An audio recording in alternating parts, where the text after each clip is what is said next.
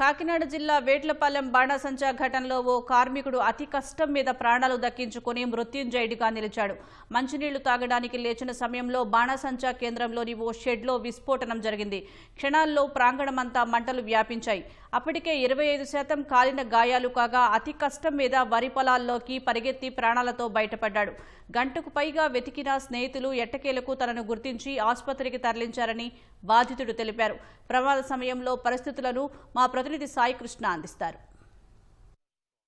వేట్లపాలెం బాణాసంచా విస్ఫోటనంలో 21 మంది చనిపోగా మరికొందరు తీవ్రంగా గాయపడ్డారు. పెద్దాపురానికి చెందిన చాపల సామ్యూల్ మృత్యుంజయుడిగా ప్రమాదం నుంచి ఘోర దుర్ఘటన నుంచి బయటపడి సామర్లకోట సిహెచ్సిలో చికిత్స పొందుతున్నాడు. ఈ ఘటనలో ప్రత్యక్ష సాక్షిగా కూడా ఉన్నారు. ఆయనతో ఆ ఘటన ఎలా జరిగిందనేది వివరాలు తెలుసుకుందాం. సమీల్ గారు చెప్పండి, మీరు ఎంతకాలంగా ఈ బాణాసంచా కేంద్రంలో పనిచేస్తున్నారు? నిన్న ఏం జరిగింది? నిన్న మేము యథావిధిగా 1 గంటకి భోంచేసామండి. భోంచేసి 2 టైంకి మళ్ళీ పనిలో కూర్చున్నాం. కూర్చొని 2 గంటల 10 నిమిషాలకి ఎవరి పనిలో వాళ్ళు చదివేసుకున్నాము. అంటే వేరే వేరే షెడ్లో వాళ్ళు ఎవరికాలే వెళ్ళిపోగానే నేను కూడా ఎవరికారు పని చదివేసుకున్నాను. నేను మంచిలుగాని లేచాము. నేను ఇంకో అబ్బాయిని మంచిలుగాని లేచి మంచిలు తాగి ఇలా వస్తున్నాం. మంచిలు కూడా పూర్తిగా తాగలేదు. అలా పట్టుకొని వస్తుంటే అంతలోకి మా ఎదురుగుంట షెడ్లోంచి మొత్తం పేలింపులు అవన్నీ మా షెడ్ వైపు వచ్చాయి. మా షెడ్ వైపు పక్క షెడ్ వైపు అలా చెదిరిపోవడంలో మేము ఇంకా చూసి కళ్ళారు చూసాం. మేము ఇంకా అది పరిగెట్టుకుని వచ్చి పక్కన ఉన్న పంట చేల్లో పడిపోయాము. ఏం జరిగిందా? ఏ షెడ్లో ఏం తయారు చేస్తుంటే ఇట్లా మంట ఒకసారి రేగింది అనుకుంటున్నారు మీరు? అక్కడ యథావిధిగా పనే చేస్తారండి. ఎప్పుడు చేసే పనే చేస్తారు. మరి ఎలా జరిగిందో మనకు పూర్తిగా మరి తెలియక ఆ టైంలో మనం అబ్జర్వ్ కూడా చేయలేదండి. ఇంకా ఆ షెడ్లో కూడా వెళ్ళమండి.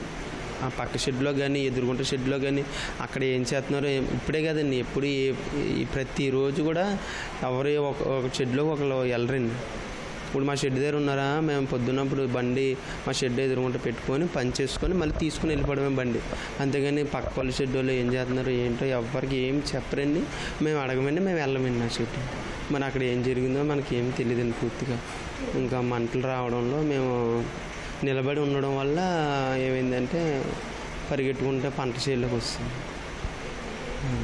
మీరు అక్కడ బురద అంతా ఉంది, చాలా దూరం ఈ పేలిళ్ళు టపాకాయలు మొత్తం చుట్టుపక్కల కమ్మేసినాయి, పొగొచ్చింది, పెద్ద పెద్ద శబ్దాలతో పేలిపోయినాయి. ఎట్లా మీరు ఆ పొలాల్లో నుంచి కూడా బయటపడ్డారు? నుంచి చాలా దూరం నడిచి అలసిపోయి మళ్ళీ పడిపోయాను. అలా చాలా దూరం వెళ్ళిపోయానండి. పంట చేలు చాలామంది వెతికారు నా కోసం, కనిపించలేదు.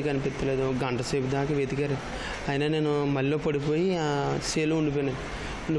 మా ఫ్రెండ్స్ వాళ్ళు సామేలు అని కాగడంలో నేను గొట్టు చివర కొంచెం ఎక్కి చెయ్యి పైకి ఎత్తిపోతే వచ్చారండి. వాళ్ళు వచ్చి వెంటనే బండి మీద తీసుకొచ్చారండి. ఫస్ట్గా ఏమన్నారు డాక్టర్ గారు? ఎంత కాలిందన్నారు? మీ ఎప్పట్లో కోలుకునే అవకాశం ఉందన్నారు?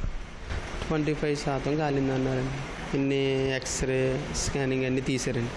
అంతా బాగానే ఉందని చెప్పారు. మన కుటుంబానికి మరి నేను పెద్దని, మా కుటుంబానికి నేను ఇవన్నీ కోలుకోవాలంటే మినిమం ఎలా పోయినా సంవత్సరం పడుతుంది. నాకు చూస్తే ముగ్గురు పిల్లలండి. ముగ్గురు చిన్న పిల్లలు. 8వ సంవత్సరం ఒకరు, 6వ సంవత్సరం ఒకరు.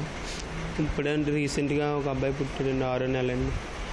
మాకు పోషణ అవి చూడాలండి. మరి నేనే యజమాని, నేను తెస్తానే కుటుంబాన్ని. నేను కోలుకోపోతే సంవత్సరం పడుతుంది. మరి అధికారులు గుర్తించాలి. సామేల్ చెబుతున్న విషయాలు.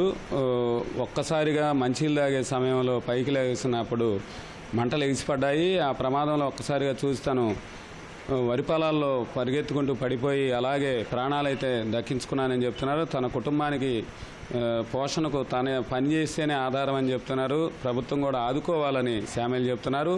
ఈ ప్రమాదంలో ఆయన మృత్యుంజయుడిగా బయటపడ్డాడు. కెమెరామెన్ రాజశేఖర్తో సాయి కృష్ణ, ఈటీవీ న్యూస్.